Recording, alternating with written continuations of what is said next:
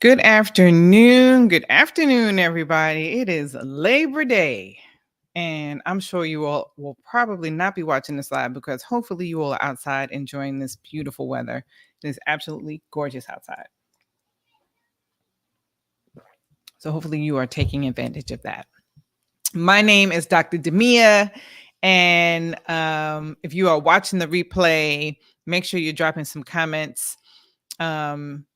And let me know what you're thinking about this. So, hi everyone. My name is Dr. Damia, and my passion is to empower urban school leaders, right, with the confidence so that they can lead and really transform their instructional culture and build this data culture in their building, right? Um, and so today is part 3 of a 4-part series on balanced leadership. In today's session, we are going to talk about like the early warning signs, right? Like, what are the early warning signs of leadership imbalance, right? And what do you do about that? Like, how do you navigate that? How do you, combat those early warning signs of leadership imbalance, right? And so today we're going to talk through some practical strategies in addressing some of these signs before they get to a point of burnout, right? And before it gets to a point of decreasing your team's morale, right? Your instructional leadership team, your staff. And I focus a lot on the instructional leadership team because they're the people that carry the work that you all create together, right? To carry the mission, carry the vision, and ensure that they are supporting staff to do what they need to do to support kids, right? And so today we're going to talk about some of the practical strategies to that you can employ before you get to the burnout phase and before team morale starts to wane. And I think, but when we're understanding these warning signs, we develop these proactive strategies, right? So you have to know what the warning signs are so you get into preventative mode instead of reactive mode, right? And so when you do that, you can actually maintain a balance that ensures that you are actually thriving in what you're doing, right? That you are happy in what you do, that you want to get up and go to work in the mornings, right? Um, and so today's episode for this leadership series is about that. So, have you ever, and I know this is probably a rhetorical question, but have you ever felt like you were teetering on the edge of burnout, right? I know I have. I mean, I have been burnt out to the point where I didn't realize that I was burnt out and it manifested itself in anxiety, like having an anxiety attack and not knowing it was an anxiety attack and swore down that I was having a heart attack. Okay. But it was stress. It was burnout. And luckily I learned how to see the warning signs and prevent that from happening again and engage in this mindful mind body activity to help me quell the anxiety. So I won't say I didn't have anxiety ever after, but I never had an attack, right? Where I felt like it was out of control. And so there are ways that you can go about doing that. But again, you have to be able to notice when you are teetering on the edge of burnout. So, if you have and you've watching this replay, share like, yep, me, I've had it, or drop a 1 to say, yes, I actually have had it, right? Maybe you've noticed your motivation slipping, right? Or your team's morale isn't what it used to be. Okay, we've been there, especially as leaders. So today we're going to dive into that topic on that, recognizing and addressing the signs before it escalates, right? So if you've ever felt the weight of leadership being a little too heavy on your shoulders, then continue watching, right? And as a special note, just so you all just I'm sharing this exciting news is as a special part of this conversation, I'm going to be directly tying the conversation into my upcoming book, Decisions by Fire: 3 Phases to Strengthen Your Leadership. To three strengthens to de- three, Lord have mercy, I'm tongue tied. 3 phases to define your leadership strengths and sharpen decision making. All right, so let's get into it. The first things first. What do we say when we mean um, leadership imbalance? What does that mean? Right? Leadership imbalance is that feeling when the scale starts to slip too far in one direction and another, right? Whether your workload, your expectations, or even your emotional energy, right? Like if you feel like your emotional energy, and that's for me, that was always the biggest sign because the workload as a school leader is always going to be massive, right? But my emotional energy and my expectations were off balance, right? And so when this happens, it can lead to burnout. It can lead to low team morale. It can even lead to a decrease in overall productivity. And that's the opposite of what our kids need, right? So the good news is that you can catch these signs early before things get out of hand. And so in the book Decisions by Fire, three phases that to define your leadership strengths and sharpen decision making, I delve into these imbalances in greater detail, right? Particularly in phase 1, mind the gap. This phase is about identifying those gaps between your current state, right? And where you need to be, specifically in your values, right? Are you living your values in that way, in the way that needs to be, uh, in a way that actually produces the results that you want without being overwhelmed, right? Whether it's your energy levels, your team dynamics, or your decision making processes. Recognizing these gaps early is crucial in maintaining balance and steering clear of burnout, right? If you stay connected to those values. So I want to talk about the common signs now that you might that might say that you are out of balance. Okay. These are some red flags that you should not be ignoring. So, fatigue, ding, ding, ding, ding. As a school leader, I've been there. I'm sure you have too. And I'm sure that you will be there again this school year. Okay. Maybe not yet, but you will be there again this school year because the work does make you, like, it does create fatigue. But knowing the different types of fatigue is really important, right? So the fatigue I'm talking about is like this goes beyond the feeling of being tired at the end of the day. Right? We're talking about deep exhaustion that you just cannot shake no matter how much sleep you get, right? You're still exhausted. If you're waking up early and still feeling worn out, like you haven't had well rest, if you're finding like it's hard to focus, right? It's a sign that your body and your mind are struggling to keep up. And so being aware of your physical and mental state is so critical for you to make sure that you have that balance, right? You're getting 8 hours of sleep, but you're not feeling refreshed. Your mind is foggy and you can't quite focus and hone in on something, right? You're fatigued. Listen to your body. So in my book, I explore how fatigue can cloud your decision making and lead to choices that don't align with your core values, right? This is where the importance of phase 2 in my book, process power, comes in, right? So building the systems that support you and your team so you're not running on empty is critical. So another sign is decreased productivity, right? So another major sign of decreased productivity is you are actually like the tasks that used to take you a couple of hours are dragging on, right? You may be missing some deadlines, right? It's you're getting less done. And the quality of your work is starting to slip too, right? And you're noticing this. Like pay attention to those things, right? Um Low morale is another one, right?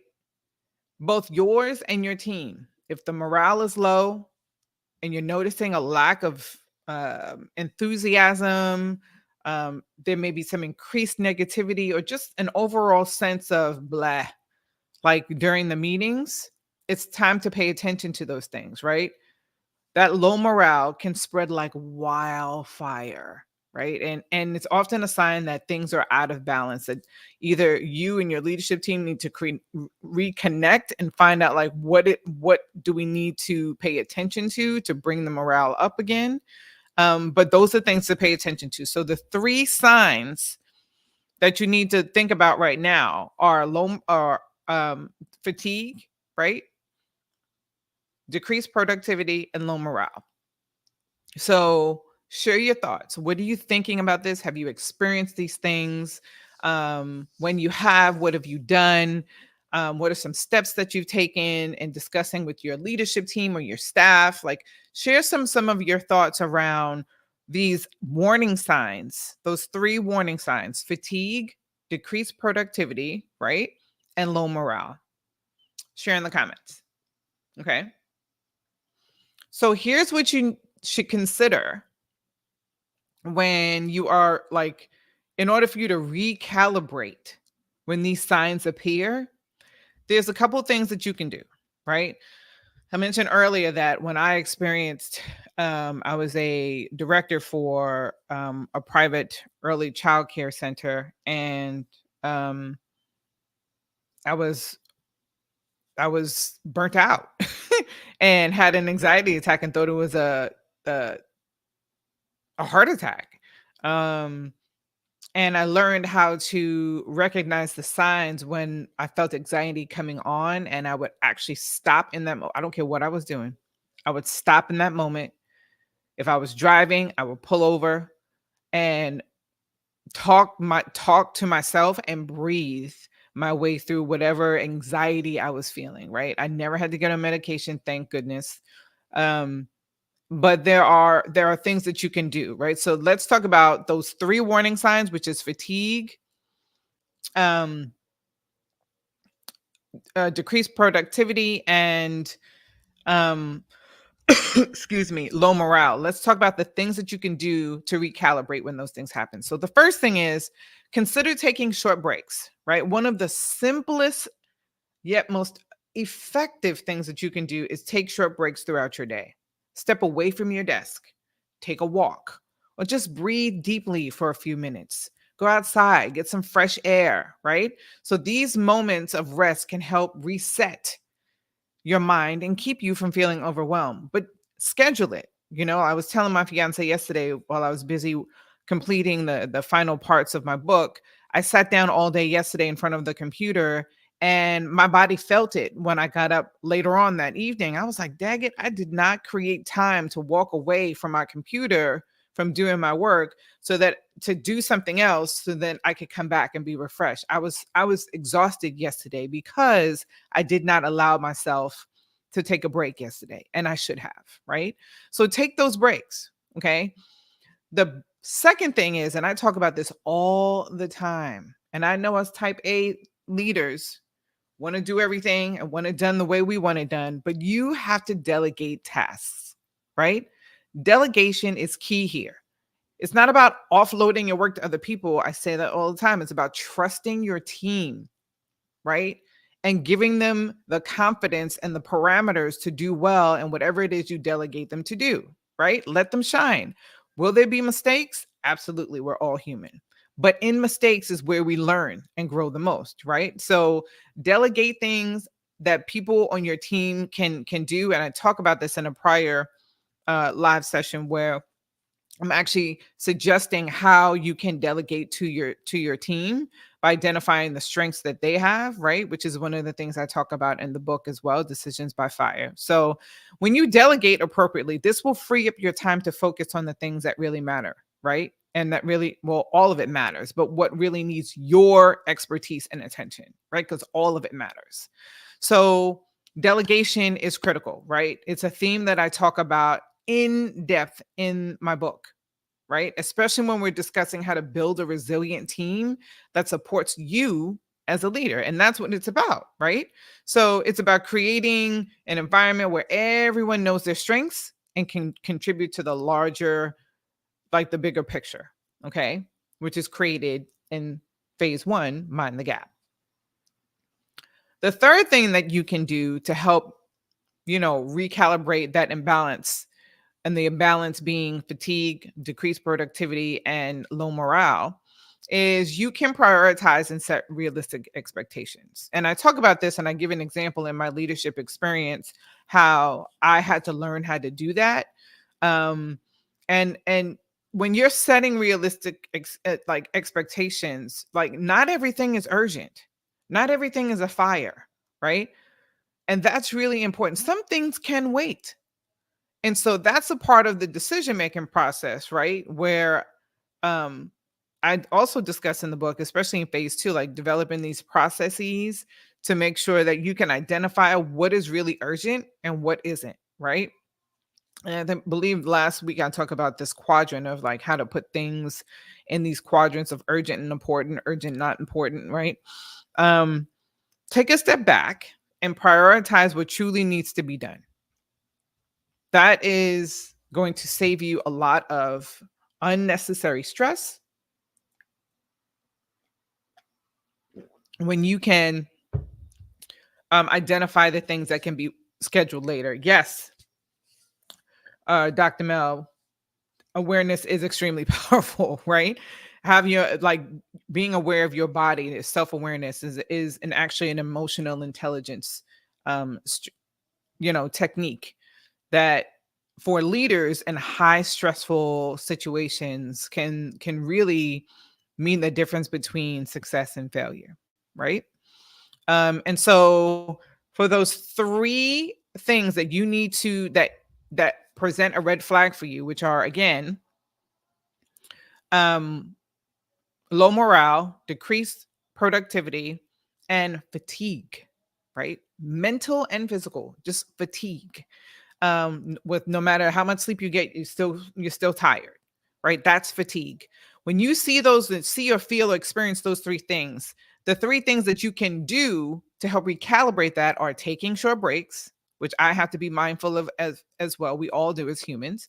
Delegate tasks, right? Appropriately and effectively, and then set realistic expectations, right? Prioritize by setting realistic expectations, right? So if you're watching the replay, drop some comments. What are some things that you're thinking about now that you weren't thinking about before in regard to like, okay, what are some things I can do with my staff when I'm noticing these things, right? How do I bring this up to my leadership team so that we can recalibrate when needed?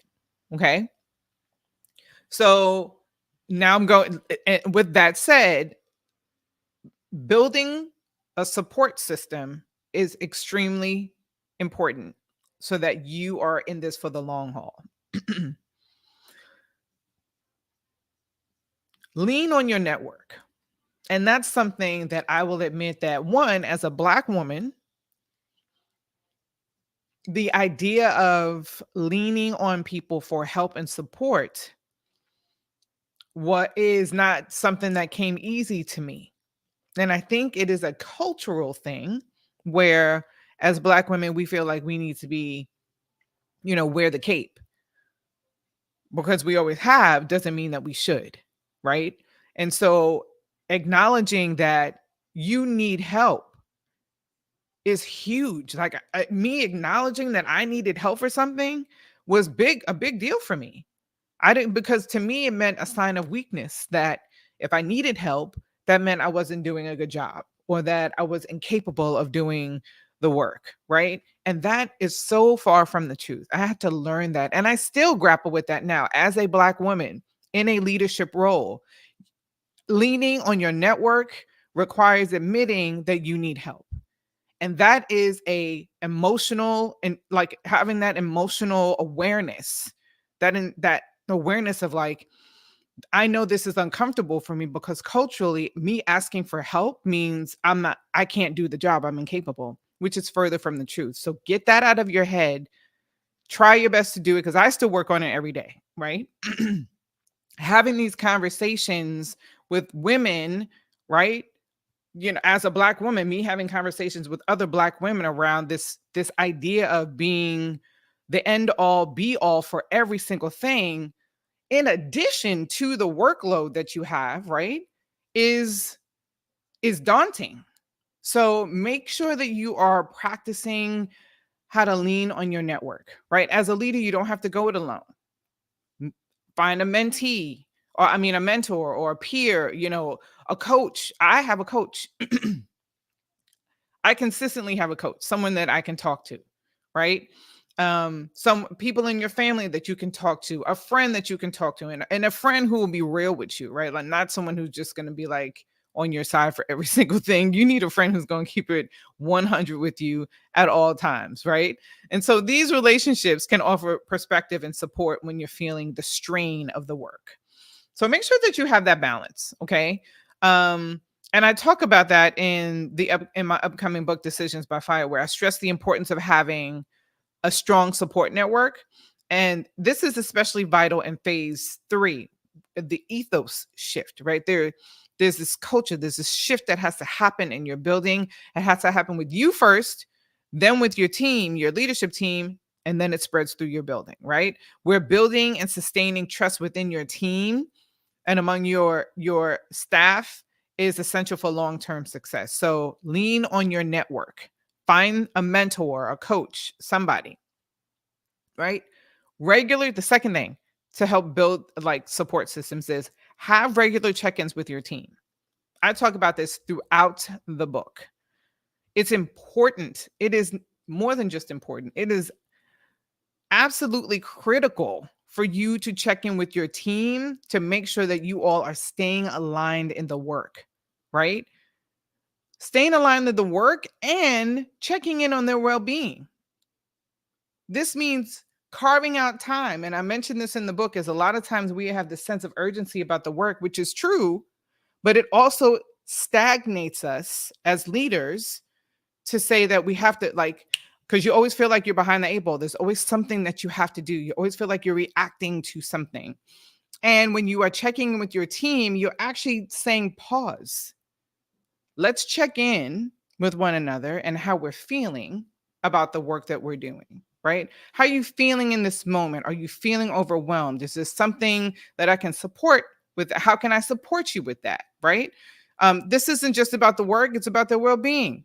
Like I said, create a culture where it's okay for your staff to speak up if someone is feeling overwhelmed or out of balance. You have to create this safe space. And in order to do that, though, and I know, again, this is the opposite of what we think about, especially in urban education, you have to slow down. Slow is smooth and smooth is fast. Slow down. Check in with your team. Okay. And regularly. Okay. The third thing that I would suggest you can do to help recalibrate that imbalance in leadership is to encourage open communication, right? So when you're encouraging open communication within your team, everyone stays aligned and aware of each other's needs, right? It can prevent small issues from becoming bigger ones. I just did um a workshop with a leadership team around how vision, like your value led statements and actions, and sharing those among the team so that they understand where each team member is leading from with their values. Like, what is the most important thing for them in their values, right? And one of the things that I talked about, especially with a staff of over 100, is we all as human beings value respect. Like, I don't know one human being who does not value respect. So we all value respect. In education, very often, at least every day, at least every day, you feel like you're being disrespected by a student. In a lot of cases, right? And when you feel like you're being disrespected by a student, what does that do to your well-being? How do you navigate that as a human being where your values are being are being violated on a daily basis? How do you navigate through that? Right? So encourage the open communication with your staff, with and among your staff around those feelings. Create a safe space where your staff can communicate freely, right? About how it's making them feel and how to navigate through those feelings that they're having because they're being disrespected. You being disrespected. Something's going against your value system every single day, and sometimes multiple points in a day. yeah, that's going to lead to fatigue and burnout, right? So consider that, right? Um, and again, this whole idea of fostering an environment where communication and open and honest starts with you as the leader. So, you have to model what that is. So, just to recap, there are three warning signs, right? Fatigue, decreased productivity, and low morale. How you can recalibrate when you see, hear, or feel any one of those three things is take short breaks, delegate tasks, and prioritize and set realistic expectations. Now, how you build a system, a support system that will support, the recalibration is lean on your network. Lean on your network. Find a mentor or a coach. Lean on your network. That's one. Have regular check ins with your team. That means you have to slow down, right? And then encourage open communication. Create a safe space where it's okay to talk about how someone is feeling when they feel like their values are being violated. Okay. Share your thoughts. What are you thinking? How are you thinking about moving into this school year, because it started already, with how you're going to support yourself and your staff in keeping this balance of the work, right? So before we go, I'm gonna leave you with some actionable steps that you can take today. You got some homework, okay? So the first thing is identify the warning signs, right? Take some time, and today's a good day to do it because you're home. Take some time and identify your own personal warning signs, right?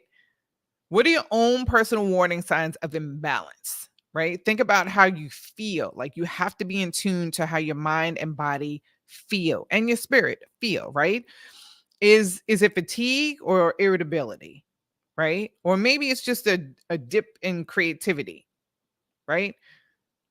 That means you need to take a break. Like, knowing your triggers is the first step in addressing them, right? The second step I want you to take is develop a recalibration plan. This could be something as simple as scheduling regular breaks, okay? Or as involved as setting up a more balanced workflow, right? Whatever it is, make sure it's something that you can implement soon, like as soon as you notice the signs, the warning signs, okay? The third step that I'd like you to take is engage with your support system. Engage with your support system. Okay. Make sure you are regularly engaging with your support system, not just when things are going wrong, right? But also when things feel like they're going right. Maintain that balance and ensure that you're staying on track. That the consistency is key here. So make sure that you're engaging on a regular basis with whomever your support system is. Okay. So again, these steps are outlined and more in Decisions by Fire, right? 3 phases to define your leadership strengths and sharpen decision making. So it's where I guide you through these personalized strategies by giving stories and examples from my own leadership and some case studies for how to maintain balance and build your leadership, right? Um, and for me, it's about creating a legacy and doing what's right for kids, right? And making sure that your actions are grounded in resilience and in trust. So I hope that you take these 3 steps and put it into practice, especially with the new school year upon us. So there you have it. Okay. Balance isn't about perfection. Remember, nobody's perfect. We are all human, and we are all bound to make mistakes and errors. That's fine. It's not about perfection. It's about being aware and making adjustments, right? It's the same like saying the phrase, if you see something, say something, or if you see something, do something, right? When you recognize the early warning signs and take proactive steps, you can keep yourself and your team, you know, you can help prevent the burnout that will occur if you don't do these things, right? And if you're looking for more in-depth strategies and insights, be sure to check out my upcoming book. I'm going to say it again over and over again: Decisions by Fire: Three Phases to Define Your Leadership Strengths and Sharpen Decision Making.